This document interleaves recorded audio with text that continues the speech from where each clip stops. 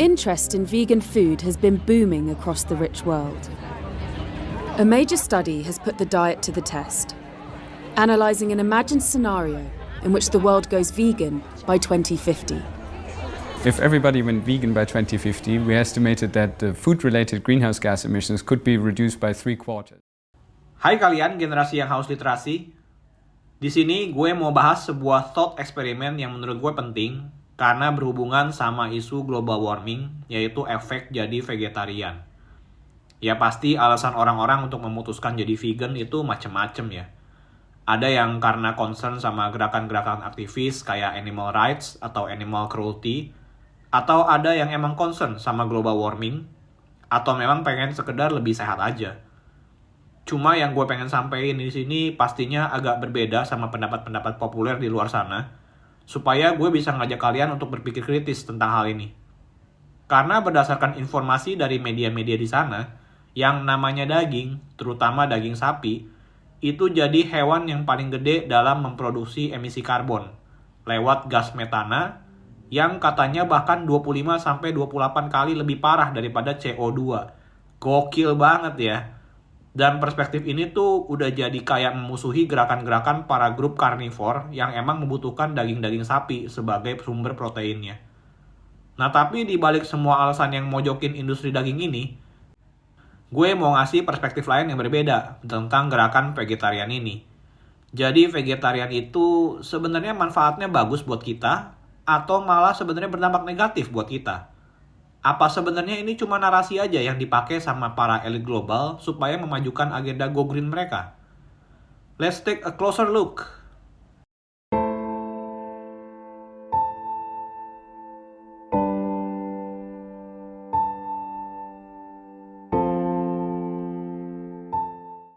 Gerakan vegetarian. Supaya kalian ngerti konteksnya kayak gimana, gue bakal jelasin dulu dari segi sejarah dan juga ngebahas sedikit tentang tipe-tipe vegetarian ya. Kalau kita teliti lebih lanjut, gerakan ini tuh munculnya awal-awal karena kesadaran dari populasi dunia tentang masalah kesehatan yang berlanjut lagi ke masalah lingkungan dan juga ke masalah etika.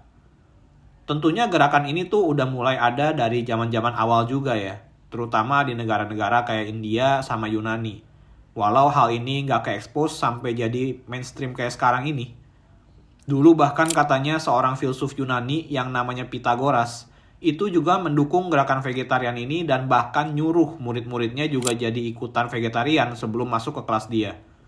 Dari sinilah gerakan-gerakan vegetarian ini jadi naik dan mulai banyak juga figur-figur yang mulai ngelihat arah gerakan ini tuh sebagai gerakan yang berdampak positif buat semua orang.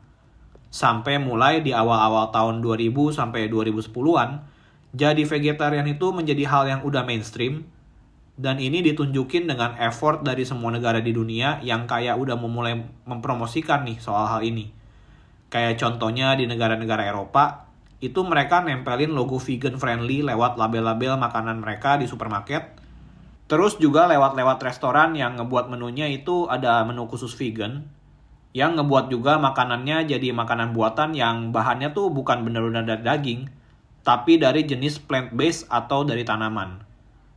Kayak contohnya kalau kalian ke restoran-restoran vegetarian, itu daging-daging yang ada di situ tuh biasanya bukan beneran daging ayam atau sapi, tapi biasanya dari tanaman gitu kayak tahu, tempe, atau jamur, atau kacang kedelai gitu ya, sebagai pengganti protein buat para vegetarian ini. Karena pastinya masalah yang dihadapin semua vegetarian itu pasti dari sumber proteinnya ya, yang cenderung katanya kurang nyaman di lidah. Sebenarnya ini pasti balik lagi ke selera-selera orang aja ya. Ada kok yang malah prefer makan tahu tempe daripada daging. Cuma karena adanya permintaan itu, makanya dibuatlah jadi bentuk yang kelihatan kayak daging atau protein hewani. Supaya lebih mudah dimakan, supaya kerasanya lebih enak, sama juga ngebuat reseptor otak kita ini ngerasa kalau kita itu lagi makan daging aja. Sebenarnya dari tipe-tipe vegetarian pun itu juga ada banyak ya. Cuma karena kalau mau jadi vegetarian murni itu kayaknya susah, jadinya ada beberapa jalur yang dianggap quote-unquote vegetarian juga. Tapi yang bisa dibilang lebih mudah daripada jadi pure vegan. Soalnya kalau pure vegan itu benar-benar nggak makan daging merah atau daging putih lagi ya. Jadi segala jenis daging kayak sapi, ayam, bahkan ikan itu pun juga mereka udah nggak makan lagi. termasuk juga produk-produk yang dihasilkan sama hewan, kayak susu, keju, gelatin, itu juga mereka nggak konsumsi. Telur juga nggak konsumsi. Jadi bener-bener ini tuh sebenarnya susah banget buat dilakukan. Kecuali kalau memang punya motivasi yang kuat, yang didukung sama kebiasaan juga. Makanya dari sini tuh muncul jenis-jenis vegan lainnya. Kayak ada yang jenisnya itu lacto-vegetarian. Walau semua daging ayam, sapi, sama seafood mereka kagak boleh makan semua, itu tetap mereka boleh makan produk-produk yang dairy kayak susu, keju, atau yogurt. Tapi tetap mereka nggak boleh makan telur juga ya.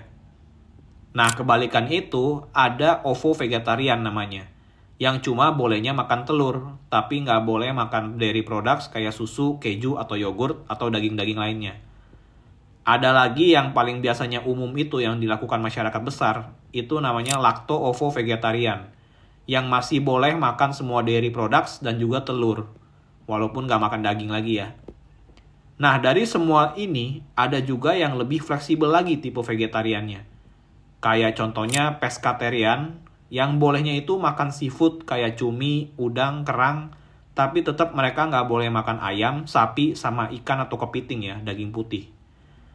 Ada juga yang namanya polotarian, yang cuma makan daging unggas aja, tapi tetap nggak makan daging merah, daging putih, atau seafood. Ya, walau ini jatuhnya udah bukan kayak vegan ya kayaknya ya. Sama yang terakhir ada namanya flexitarian, yang lebih ke arah ngurangin aja konsumsi daging atau ganti dagingnya jadi ke arah plant-based. Dari semua tipe-tipe vegetarian ini, yang mana yang lebih cocok buat kalian? Silakan komentar di kolom bawah ya. Nah, sekarang mulai masuk ke topik yang utama. Apakah sebenarnya tujuannya jadi vegan untuk dunia ini? Apa ada manfaatnya buat ngurangin global warming? Jadi kalau kita ke arah global warming, masalah utamanya itu ada di emisi gas rumah kaca atau greenhouse gas yang dihasilkan, baik dari manusia atau hewan atau fossil fuel. Jadi atmosfer kita itu awalnya memang udah ada yang namanya greenhouse effect, yang tujuannya nangkep panasnya matahari dan nggak ngebiarinin panasnya itu keluar. Tapi seiring berjalannya teknologi dan waktu, emisi rumah kaca yang dikeluarin itu malah kebanyakan. Jadinya panas matahari yang ditangkap itu juga makin banyak, sehingga panasnya itu malah jadi ngumpul dan nggak bisa keluar. Yang ada jadinya keseimbangan suhunya jadi nggak stabil. Makanya di Iceland juga es-esnya kan itu mulai meleleh. Bahkan kemarin sempat Gunung Fuji itu nggak ada saljunya ya, setelah lewat dari 130 tahun yang pertama kalinya. Jadinya memang masalah global warming itu ada, tapi apakah dengan kita semua menjadi vegan, apakah bisa ngurangin global warming atau bahkan meniadakan global warming? Oke, sekarang kita ngelihat dari industri peternakan terutama sapi. Jadi peternakan domba, sapi, sama kambing itu sebenarnya adalah sumber utama penghasilan gas metana, sebuah gas yang menghasilkan efek rumah kaca yang 25-28 kali lebih berbahaya daripada gas karbon dioksida atau CO2. Dan bisa memberikan dampak signifikan buat global warming. Tentunya kalau dunia ini udah nggak produksi daging lagi, pastinya bisa banget ngilangin produksi gas metana ini secara signifikan. Apalagi sapi itu biasanya menghasilkan 70-120 kg gas metana tiap tahunnya, tiap ekor. Jadinya peternakan sapi ini bisa dibilang penyumbang besar kepada emisi gas greenhouse yang berpengaruh ke global warming. Yang perlu diketahui di sini adalah angka dari livestock carbon footprint ini berbeda-beda tiap tahunnya ya. Dari narasi yang dikeluarin di media, di tahun 2013, peternakan itu ada di angka 14,5% sebagai penyumbang gas rumah kaca terbesar yang berpengaruh ke global warming. Tapi di tahun 2022 kemarin, itu angkanya turun ke 11%. Angka ini pun sebenarnya untuk semua jenis binatang ya, jadi termasuk domba, sapi, sama kambing. Karena Bill Gates itu bilang kalau sapi ini yang jadi penyumbang terbesar gas metana di global warming, itu dampaknya 5%. Walau tetap bisa dibilang jadi penyumbang utama dalam grup livestock ini, tetap angka 14,5% atau 11% itu nggak dihuni oleh sapi semua ya. Tapi ada juga binatang lain kayak domba, kambing, atau bahkan babi ya. Nah, Bill Gates ini punya ide brilian buat ngurangin gas metana yang dihasilkan oleh sapi ini.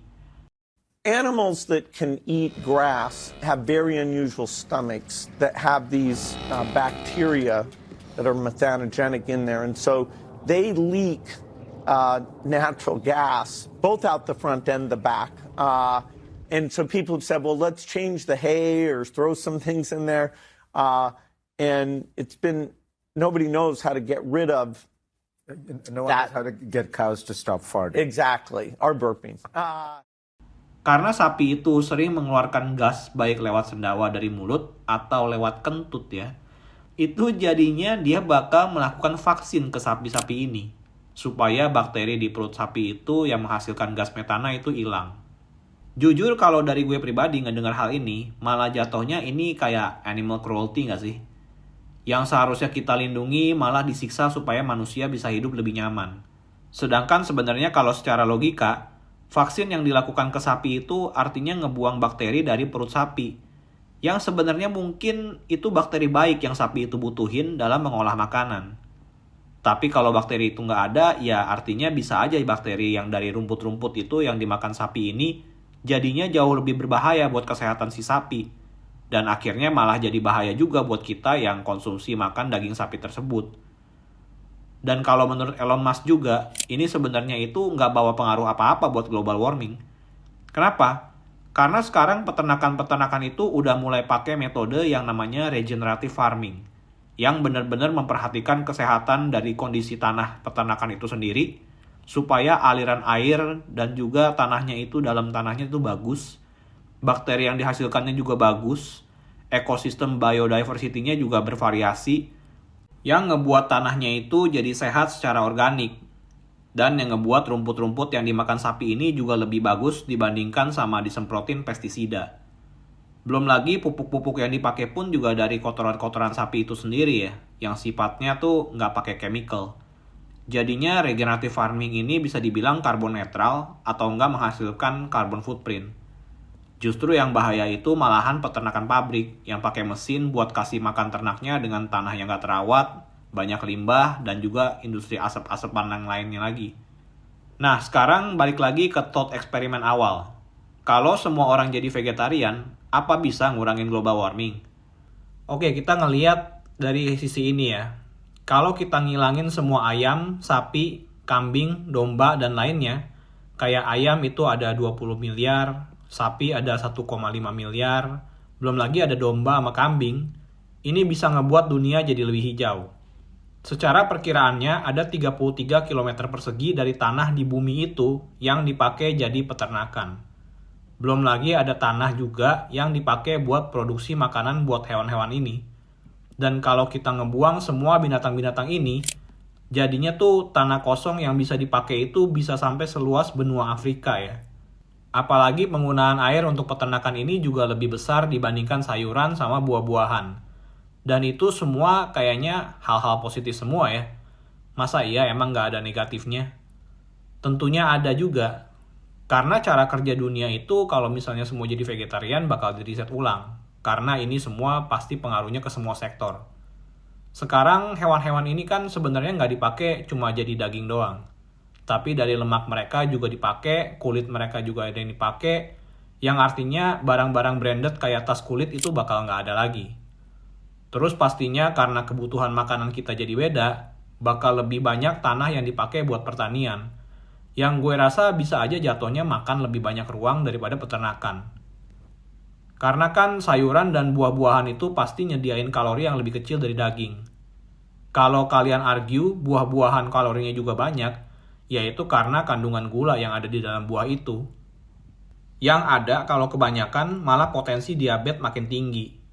Belum lagi ini artinya ngilangin pekerjaan peternak dari kamus, yang populasinya juga banyak banget. Emang itu semua peternak-peternaknya bakal jadi petani semua? Kalau ditanya ngurangin jelas bisa ya. Tapi gue bisa bilang kalau hal ini nggak bakal signifikan ngurangin global warming. Karena banyaknya industri makanan yang berbasis olahan tanaman itu makin banyak yang diproduksi, artinya makin banyak pabrik yang terlibat dalam aksi ini. Yang dimana kita tahu kalau pabrik udah terlibat, pasti ngeluarin gas emisinya itu lebih gede lagi. Jadi apa gunanya jadi vegan kalau makanan yang dimakan, kalau udah proses walaupun jenisnya plant-based, itu tetap lewat proses keluarin gas emisi yang besar lewat pabrik-pabrik itu. Belum lagi sebenarnya manusia itu nggak dibuild buat hidup tanpa protein dari hewani. Kalau kita ngelihat dari zaman purba aja, itu makanannya harus berburu daging supaya bisa tetap survive. Dan umur pada waktu itu tuh semuanya panjang-panjang, nggak kayak zaman modern yang lifespan-nya itu makin lama makin turun. Dan protein dari hewan itu mengandung asam amino, yang dibutuhin tubuh dalam pembentukan otot. Sedangkan kalau jadi vegetarian, protein asam amino itu didapat dari mana? Palingan juga dari vitamin atau dari suplemen ya, yang sifatnya itu lebih ke arah buatan dan nggak organik. Terus juga masalah dari vegetarian yang menurut gue sering terjadi, itu mereka tuh bakalan nambah karbo kalau mereka ngerasa masih lapar. Karena tanpa protein, energi dari tubuh itu juga jadinya jadi kurang ya. Jadinya diganti sama tambahan karbo yang nantinya malah naikin kadar gula, yang jadinya malah diabetes. Menurut gue sih tetap mesti seimbang ya antara perlu daging sama sayur-sayuran dan buah-buahan ya, biar aman. Yang perlu dikurangin itu justru karbohidratnya.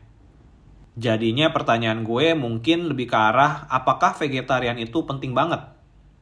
Silahkan berkomentar di kolom bawah ya. Pastinya jadi vegan itu ada yang karena ideologinya, ada juga yang demi mengurangi global warming, yang gue udah jawab juga sebelumnya, yang karena menurut gue nggak make sense ya. Karena kalau memang mau ngurangin global warming, yang paling efektif itu menurut gue ada dua. Yang pertama ngurangin penggunaan fossil fuels, sama ngurangin aktivitas manusia yang lebih menghasilkan emisi karbon yang lebih parah ya. Kayak contohnya private jetnya Taylor Swift, itu satu manusia aja tuh bisa bahkan menghasilkan 8.293 ton karbon dioksida di tahun 2022 doang ya. Belum lagi selebriti-selebriti lain sama makhluk-makhluk elit lainnya yang pakai private jet juga buat jalan-jalan. Kenapa jadi harus nyalahin seekornya sapi yang produksi CO2-nya itu cuma kira-kira, coba kalian bandingin, 120 kg gas metana yang katanya 25-28 kali lebih berbahaya. Ya hitung aja 120 kilo kali 25 itu jadinya jatuhnya 3 ton satu ekor. Nah sekarang kalau dibandingin sama Mbak Swift, itu kira-kira butuh 2000 sapi tuh, nyawa 2000 sapi buat ngimbangin karbon emisinya sama Mbak Swift ini. Nah sekarang apakah dalam hidup manusia itu bisa ngabisin sekitar 2000 daging sapi utuh? Ya mungkin ada yang bisa ya, tapi gue kurang yakin sih. Apalagi populasi sapi aja menurut tahun 2022 itu tuh cuma 1,5 miliar di seluruh dunia. Sedangkan populasi manusia itu ada 8,5 miliar per tahun 2024. Jadi kalau tujuan kalian itu jadi vegan karena mau ngurangin global warming, ya mending pikir-pikir lagi deh. Mendingan stop aksi-aksi selebriti yang terlalu seenaknya terbang keliling dunia pakai private jet. So gimana kalau dari pendapat kalian sendiri tentang hal jadi vegetarian ini? Apakah bisa ngurangin global warming secara signifikan setelah tahu perspektif ini? Atau ada pendapat kalian yang lain tentang hal ini? Silakan berdiskusi di kolom komentar ya, supaya kita bisa belajar bareng. Gue pengen kita semua berpikir kritis dan supaya kita nggak nelan bulet-bulet apa yang dinarasikan sama media. Jangan lupa like, share, dan subscribe, karena gue yakin jarang yang ngomongin hal ini. Be critical and stay critical.